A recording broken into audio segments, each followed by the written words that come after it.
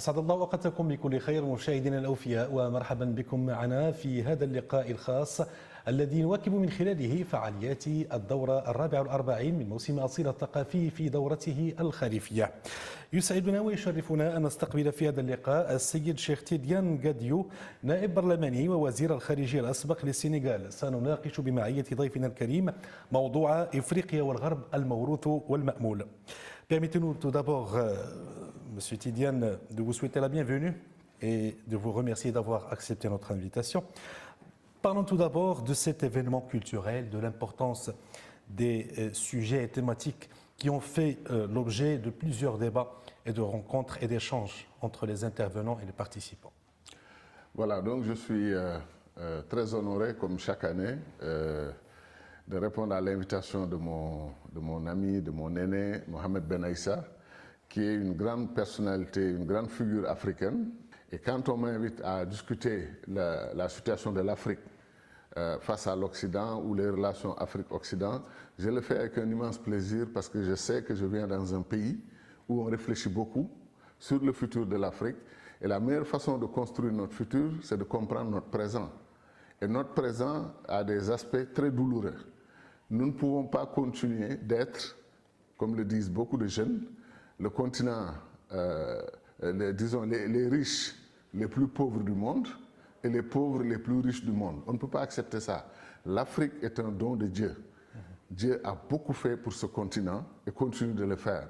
Nous ne pouvons pas avoir presque 30 à 40% des ressources naturelles, des mines, de l'or, du diamant, du cobalt, du coltan, du lithium, des terres rares, du pétrole, du gaz, mais en quantité extraordinaire. Parce que depuis qu'on exploite l'Afrique, particulièrement les Occidentaux, depuis 3 ou 4 siècles, certains parlent même de 5 siècles, l'Afrique continue encore de regorger de ressources.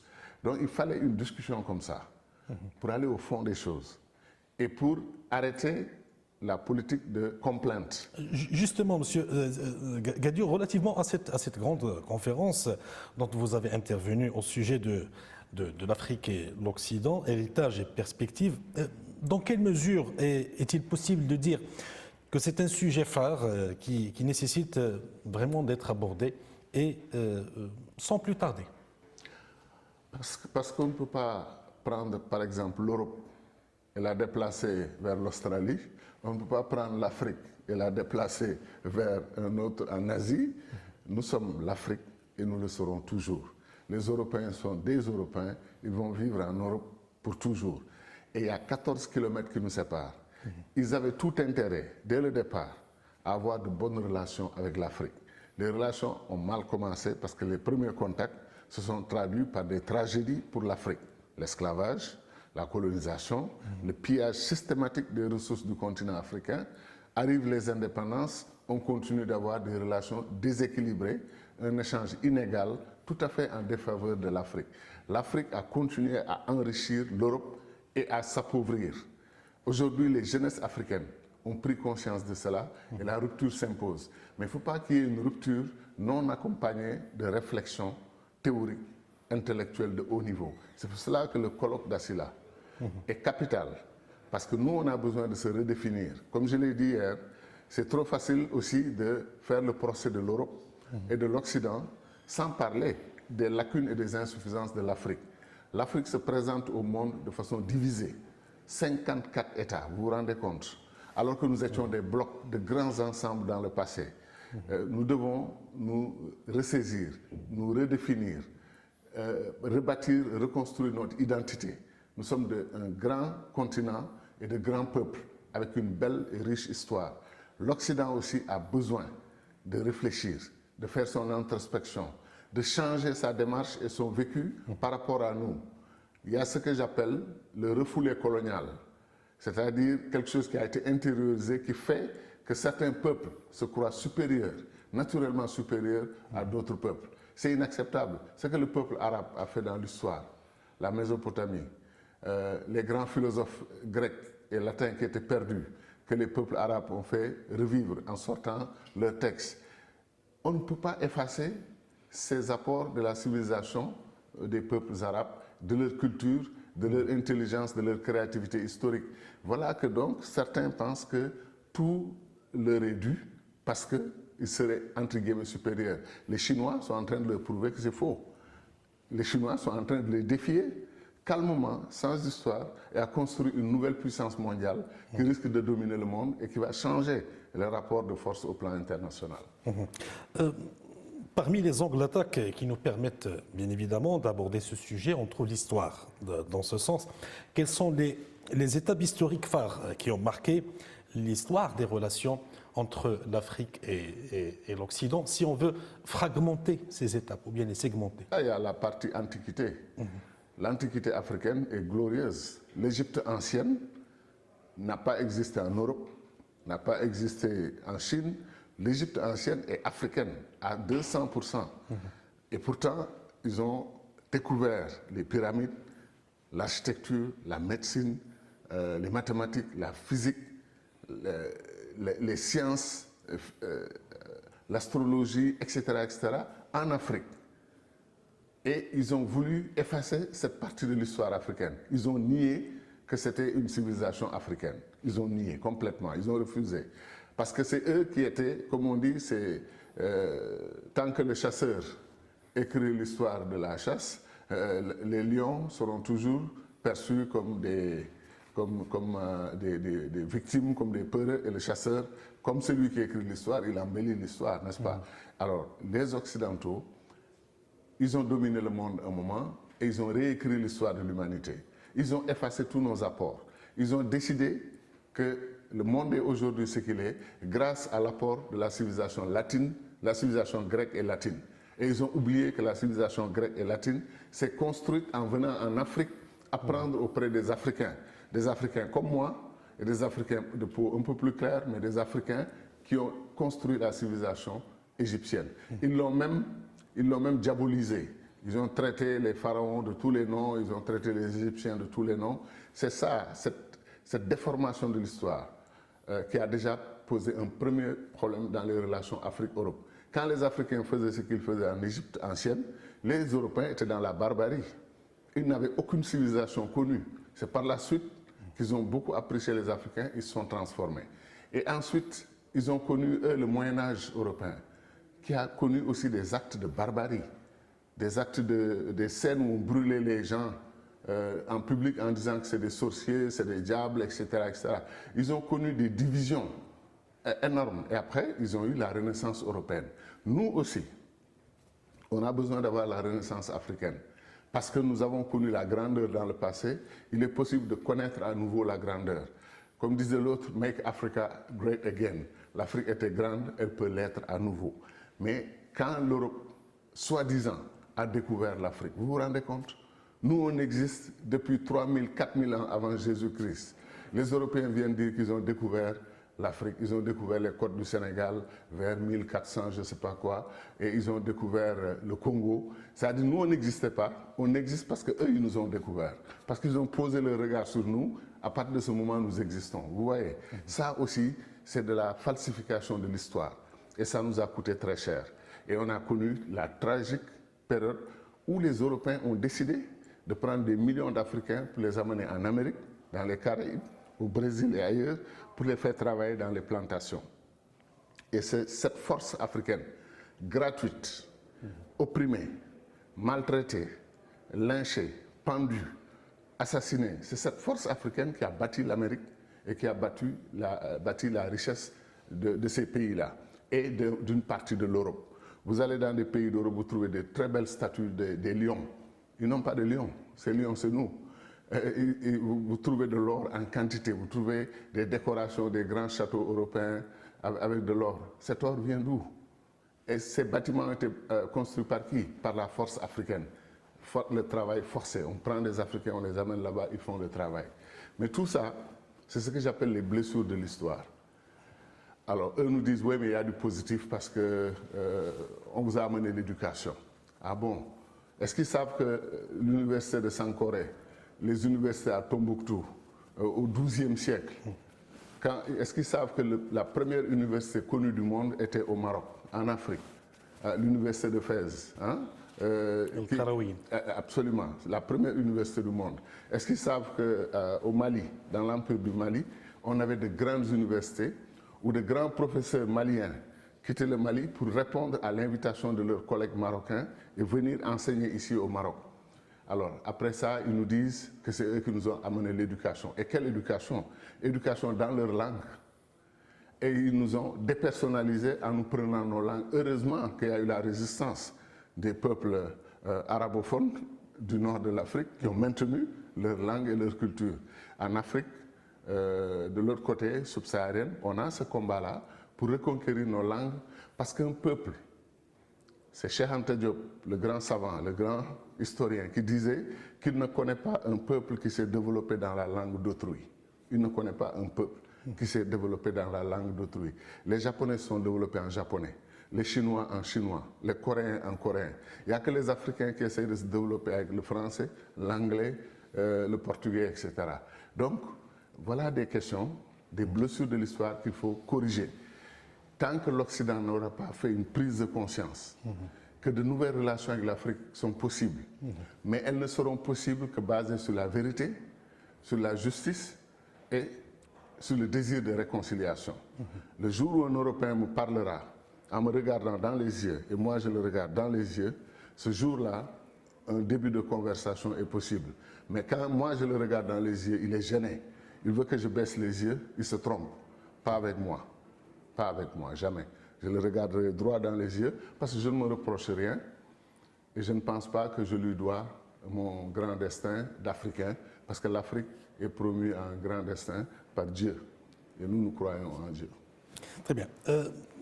L'Afrique et l'Occident ont subi d'importantes transformations politiques, économiques, sécuritaires, énergétiques et climatiques. À ce titre, quelles sont les nouvelles options et visions stratégiques qui se posent devant les deux parties?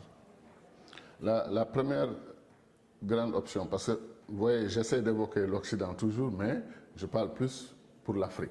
Oui. Parce que la question de comme je disais, réinventer les relations entre l'Afrique et le reste du monde, c'est d'abord repositionner l'Afrique, l'aider à reconquérir son identité propre et son sens de la grandeur. Dans un contexte caractérisé par un nouvel ordre mondial. Un nouvel ordre mondial qui est, comme disent certains, un nouveau désordre mondial qui veut organiser encore des rapports de domination. On nous a toujours dit qu'il y a les puissances, ensuite il y a les grandes puissances, et ensuite il y a nous.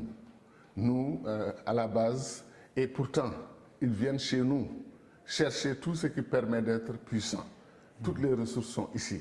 Donc, quand vous demandez au plan géostratégique comment est-ce qu'on doit envisager les relations, pour moi, il faut d'abord que les Africains comprennent que 54 petits États, ça va être très difficile de jouer dans la cour des grands.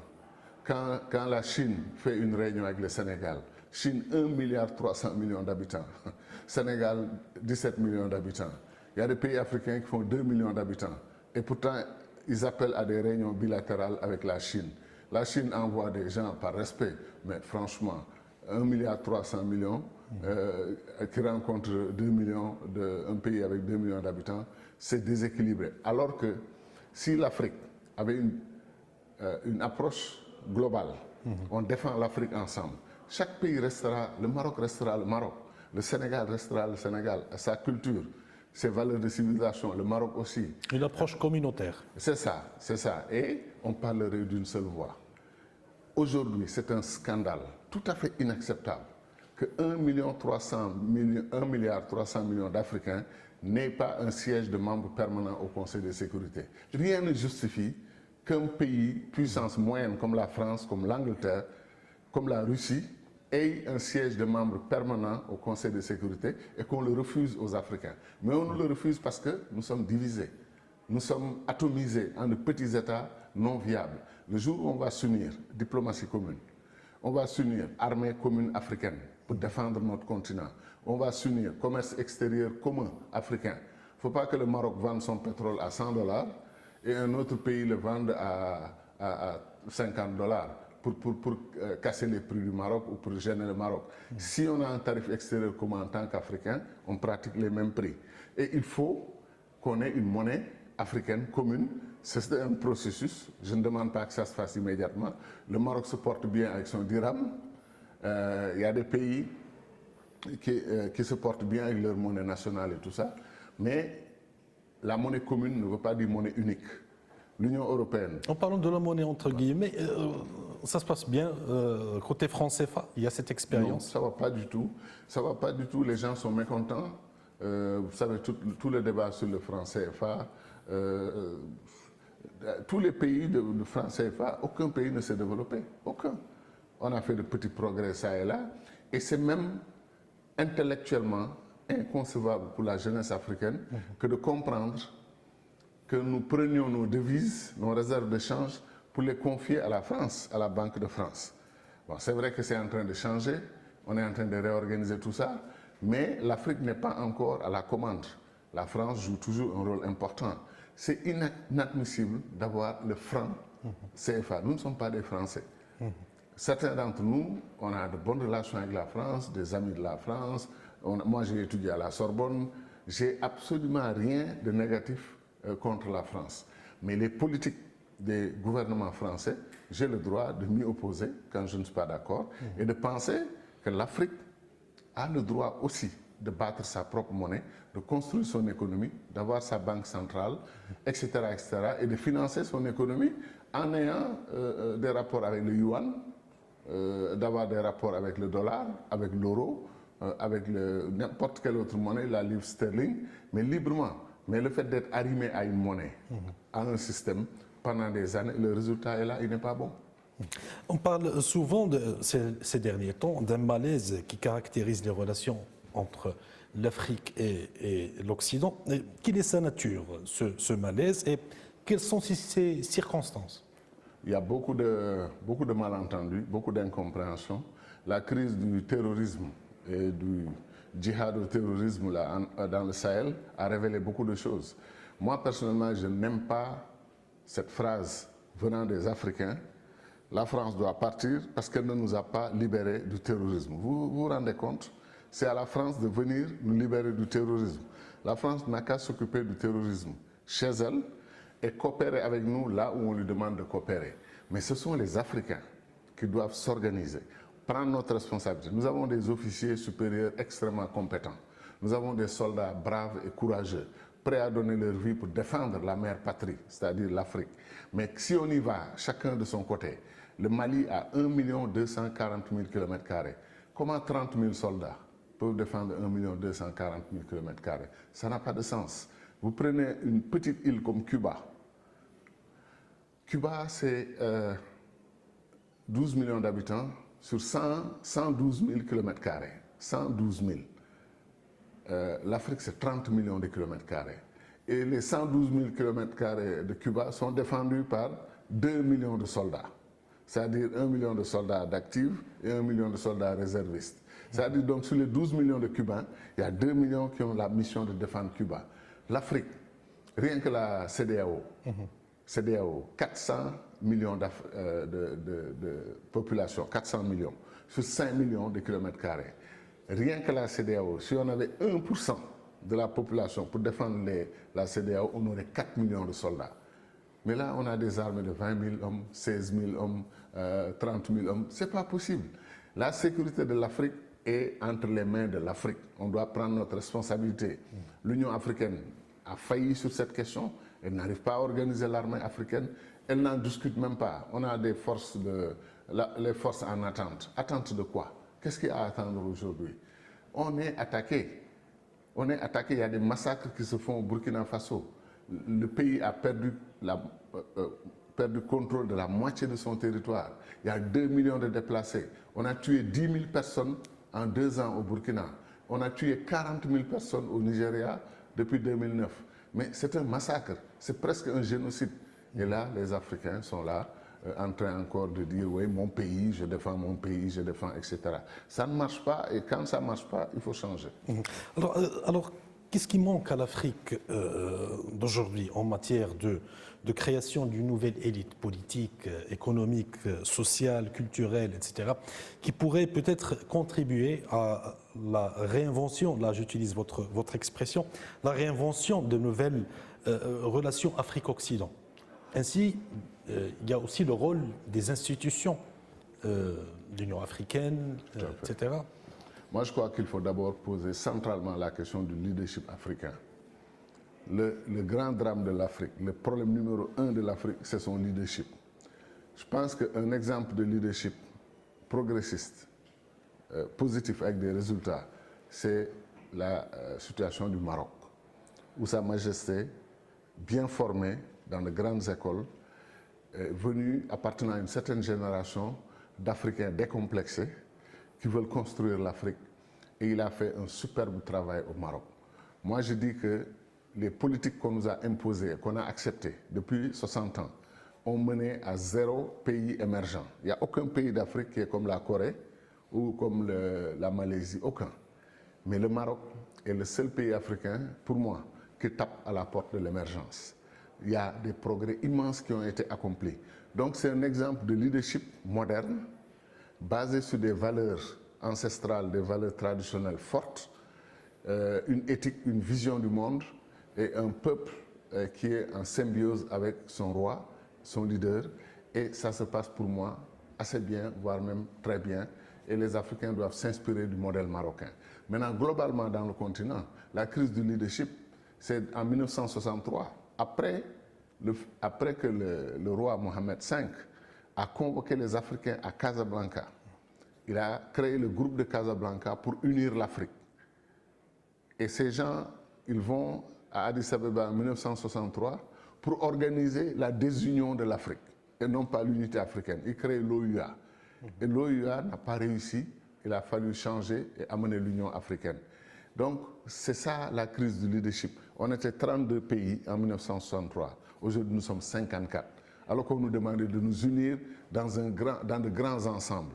Imaginez aujourd'hui si on avait 5 grands pays africains. L'Afrique du Nord, ça veut dire que le Maroc, l'Algérie, la Tunisie, la Libye, voilà, l'Égypte, ces pays ont un immense potentiel qui en ferait presque une puissance et qu'on aille concurrencer l'Inde, par exemple.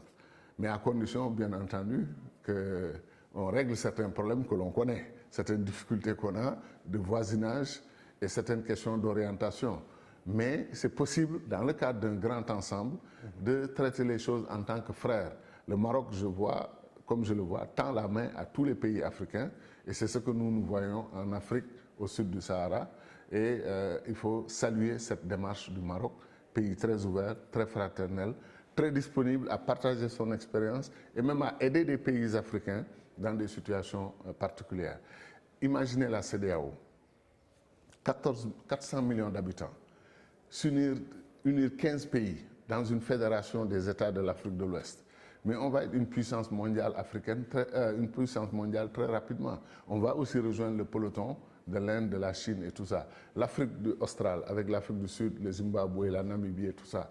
L'Afrique centrale, c'est ce qu'on appelle les pays du scandale géologique.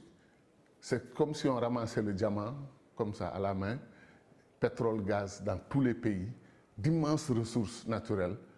Ce serait aussi un bloc puissant, et l'Afrique de l'Est, bien entendu. Donc l'Afrique, la question du leadership, c'est ça notre problème principal. Il faut soigner le leadership africain. Il faut leur faire accepter que le leadership n'est pas que politique, n'est pas la bataille des partis politiques, les rivalités des partis politiques. Ces gens sont en train d'être un obstacle au développement et à l'épanouissement de l'Afrique. Le leadership économique, on a besoin de champions. Comme au Maroc, vous avez des champions brillants, de grands banquiers, de grands hommes d'affaires, des start-up. C'est ça qu'il faut encourager en Afrique pour que notre jeunesse se sente considérée et respectée dans son continent.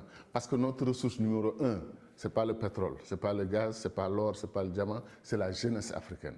C'est ça notre ressource numéro 1. Et nous sommes le continent le plus jeune du monde.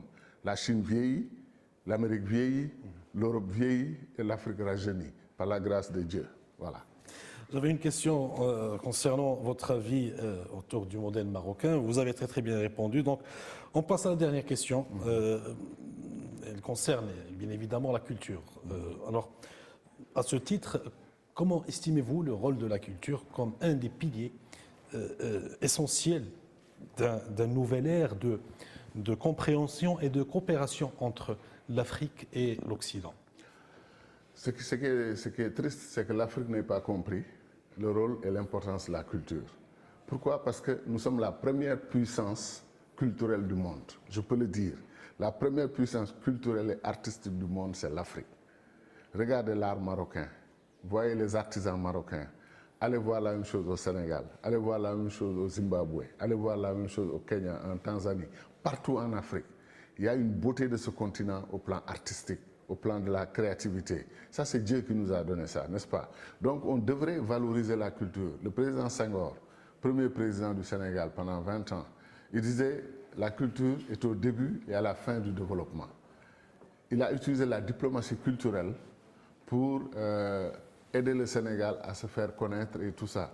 Senghor ne voyageait pas sans les ballets nationaux du Sénégal, sans les grands artistes, les peintres et autres du Sénégal. Il les amenait régulièrement avec lui. Donc lui avait compris. Je sais aussi que Sa Majesté, le roi Hassan II, était très ami de Senghor et c'était des hommes très fins, très poussés vers la culture et la grandeur de la culture africaine. Donc aujourd'hui, il nous faut ramener, libérer l'esprit créatif des Africains. Il faut libérer la créativité de nos jeunes, leur intelligence, leur sensibilité. Les poètes africains, les écrivains africains, les femmes africaines, artistes, comédiennes, etc. Tout ce beau monde, ça doit bouillir de partout, hein, que l'Afrique reprenne sa place. Je respecte l'art japonais, je respecte l'art chinois, l'art américain, l'art européen, mais je suis fier de l'art africain parce que c'est beau. C'est beau, ça a été décrit. Picasso a utilisé l'art africain pour exister et avoir le talent qu'on sait. Tout le monde adore ce qui se fait en Afrique, sauf malheureusement parfois les Africains eux-mêmes. On ne se connaît pas bien, on va aller acheter un tableau en Europe, quand on peut acheter un tableau au Maroc ou au Sénégal, qui est parfois 10 fois plus joli. Allez au Sénégal, les tapisseries des arts décoratifs du Sénégal. C'est aux Nations Unies, dans le grand hall là-bas, les gens viennent admirer et demander qui a fait ça. Le plus grand sculpteur du monde, c'était Ousmane Sow du Sénégal. Celui qui faisait les expositions des Nouba et tout ça, les grands chevaux et qui montraient la culture des Nubiens et tout ça. Mais il allait au Japon, il avait 1 million de visiteurs. À Paris, 2 millions de visiteurs. Il est inconnu au Sénégal. Il passe, les gens ne le saluent pas, ne le reconnaissent pas. Moi, je l'ai salué. Moi, je l'ai reconnu. Il est décédé malheureusement. Mais si demain j'ai une position qui me permet de prendre des décisions au Sénégal, je vais le réhabiliter. Lui, Sembène Ousmane, tous les grands artistes du Sénégal, de l'Afrique et tout, vont venir me trouver au Sénégal. Et ce sera un paradis pour eux parce qu'on va les célébrer, on va les remercier pour tout ce qu'ils ont fait pour ce continent. À la fin de cet entretien spécial, nous vous remercions infiniment, Monsieur Gadio, encore une fois pour tous ces éclaircissements ainsi que pour votre présence avec nous. Je rappelle que vous êtes député et ancien ministre des Affaires étrangères du Sénégal. Merci beaucoup. Et président de l'Institut panafricain de stratégie. C'est très important pour moi. IPS, voilà. Très bien. الشكر موصول لكم أنتم أيضا مشاهدينا الأفاضل على حسن المتابعة والاهتمام. لكم تحيات الطاقم التقني والصحفي للبرنامج. إلى اللقاء.